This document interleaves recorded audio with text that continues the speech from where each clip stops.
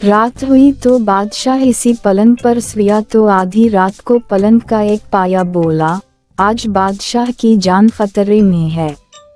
दूसरे ने कहा, वो कैसे? तीसरा बोला, बादशाह के जूते में काला सांप था। चौथे ने कहा, बादशाह को चाहिए कि सुबह जूते को अच्छी तरह झाड़ कर पहने। अलामत वावीन, बादशाह ने ऐसा ही किया। वाकई बादशाह के जूते में एक सांप बैठा हुआ था। दूसरी रात जब बादशाह सोया तो फिर पायों ने बातें शुरू की। एक बोला कि तुम पलंग को संभाले रखो, मैं कुछ खबरें जमा कर लूं। तीनों पायों ने पलंग को थामे रखा।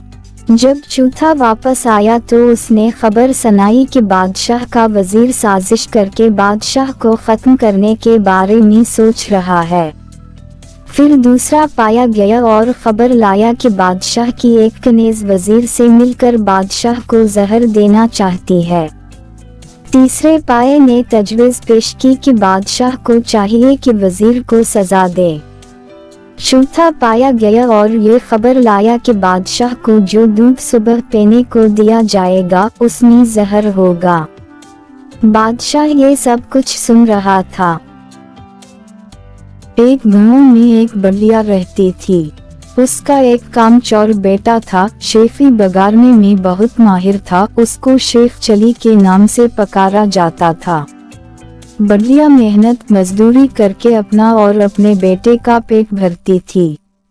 एक दिन बलिया बीमार हो गई। घर में खाने को कुछ न था। रात को माँ बेटा दोनों ने फाका किया।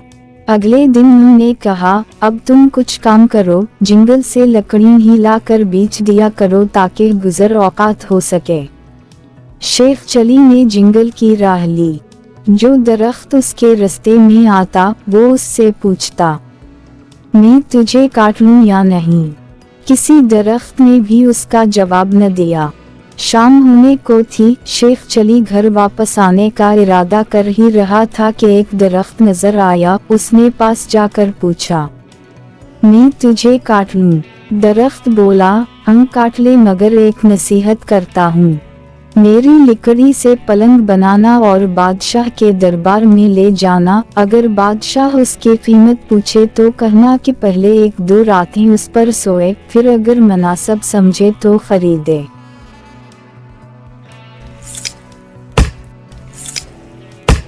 शेफ चली ने दरख्त की हदायत के मुताबिक उससे लकड़ियां काटकर पलंग तैयार किया और बादशाह के दरबार में पहुंचा।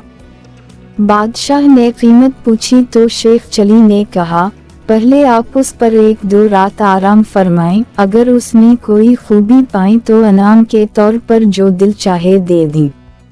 बादशाह हैरान हुआ और शेफ चली के कहने पर नौकरों को हुक्म दिया कि आज यही पलंग मेरे कमरे में बचाया जाए।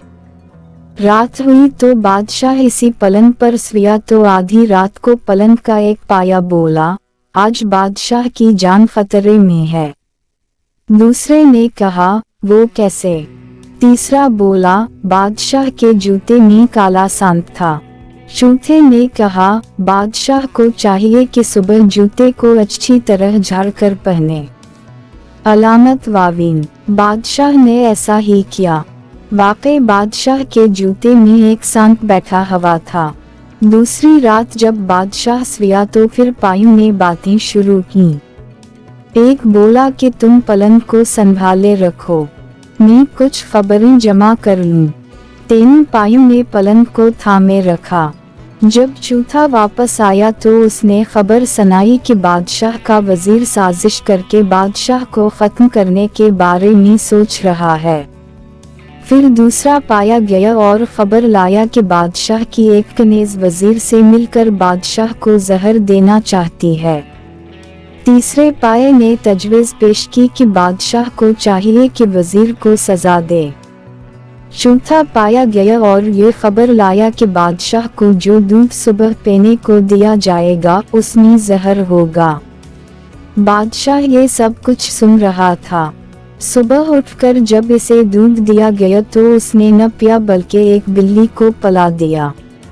بلی اسے پیتے ہی مر گئی۔ کنیز سے بادشاہ نے تحقیقات کی تو معلوم ہوا کہ زہر اس کے وزیر نے ایک کنیز کے ذریعے دودھ میں ملوایا تھا۔